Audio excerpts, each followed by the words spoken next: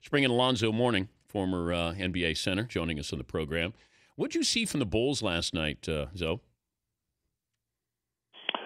Well, I saw an extreme amount of energy and effort, and it really exceeded our energy and effort.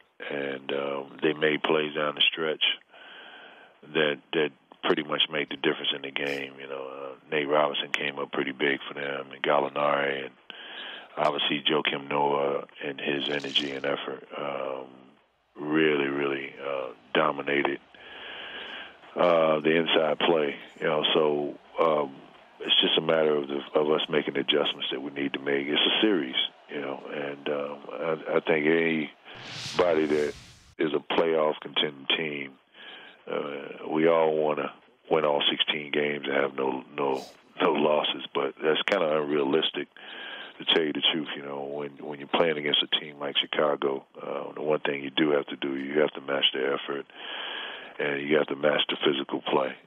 So very physical game yesterday. We had our opportunities. We had some great opportunities. Some shots just didn't fall for us. From players that usually make those type of shots. So we had some really good looks. But we have to defend better. We got to rebound better. And I expect this team to make the proper adjustments. You think Derrick Rose is more likely or less likely to try to come back after the win last night? You know what? I'm not sure. I don't know what's going through his head. I don't know how his body is feeling. But when you have an injury, he's been cleared to play. But when you have that injury, how much of it is mental? Yeah. How much of it is physical? I was going to get to that. It's very much mental. I think regardless if the doctor has cleared you to play, it's extremely mental. I've had 5 knee surgeries, and 3 of them were pretty major knee surgeries. And I tell you, the doctor might have cleared me to play plenty of times, but if I wasn't ready mentally and I got out there anyway, then I risked the chance of injuring another part of my body, So yeah, I think that as an organization, as a Bulls organization, I feel like that they would rather have Derrick around for the next 10 years than to have him come out and compete in this one playoff series, So, but if Derrick's not ready, then I think everybody has to kind of trust that and not continue to prime this issue of whether or not he's going to come back or not, because he's going to come back when he's ready. And the fortunate thing is that you all have a Derrick Rose, the MVP of the league. You guys have him on your team, and at some point he is going to come back and he's going to be effective again. Talking to Alonzo Mourning, former Miami Heat center, joining us, Dan Patrick Show. You're around LeBron all the time now. You played against Jordan. Yes. At what point could LeBron James surpass Jordan as the best player in NBA history? Well, the way I look at it is that, a lot of the successes are defined by the level of championships that you win. And it could be argued, but I tell you, I think regardless if LeBron wins another championship, I think just the overall dominance that he's exemplified and that the impact that he's had on this game alone, is reminiscent of the things that MJ has done for the sport, for the brand, and I feel like that it's kind of unfair to define his greatness on how many championships that he'll win, or his career is not over yet, but I think it's kind of unfair from that perspective, because he's just as dominant and has impacted the game at very similar levels. Who would you rather face?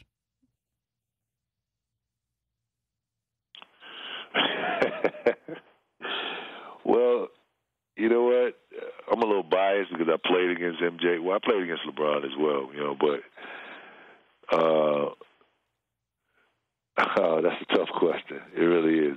To tell you the truth, back when Michael was in his prime, it was neither one of them, man. No, neither one of them. Zoe, you got to pick. The shot clock is winding down. Tick, tick, tick, tick, tick, tick, tick. Who would you rather face? Who would I rather face? Probably LeBron.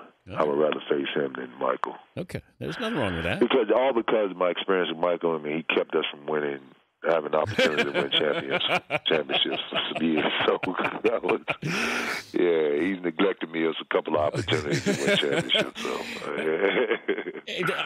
there's a fraternity of guys like you, though, that Mike, rejected your championship hopes there. You ever get together with Ewing and just say, "Damn that Michael Jordan"? Yeah, exactly. Yeah. But we also rode on his coattails, as far as how he enhanced the brand that we're a part of, the NBA. He helped enhance that, and we all as players kind of rode that coattail because of the impact that he had on the game. Before I let you go, how's your health? My health is good. I appreciate you giving me an opportunity to come on the show. And, May is Gout Awareness Month. And gout is a serious, painful form of arthritis. And over 8 million Americans suffer from gout. And I was diagnosed with gout several months ago. And gout is caused a serious, painful arthritic condition that worsens over a period of time. And my doctor explained to me that the root cause of gout is high uric acid levels in your bloodstream, and those uric acid levels can be brought about by shellfish and a lot of other things that you take into your body. But the long and short of it is that I've partnered up with Takeda Pharmaceuticals to champion a better management of gout and encourage people to work closely with their doctors. And you can go to www.gout.com to find more information. But I just want to help people manage this condition and educate as many people as possible.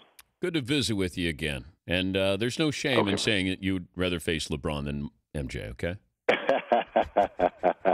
Trust me, I know. Thank you, Zoe. I've been around this game a long time. All right. Thank you, Zoe.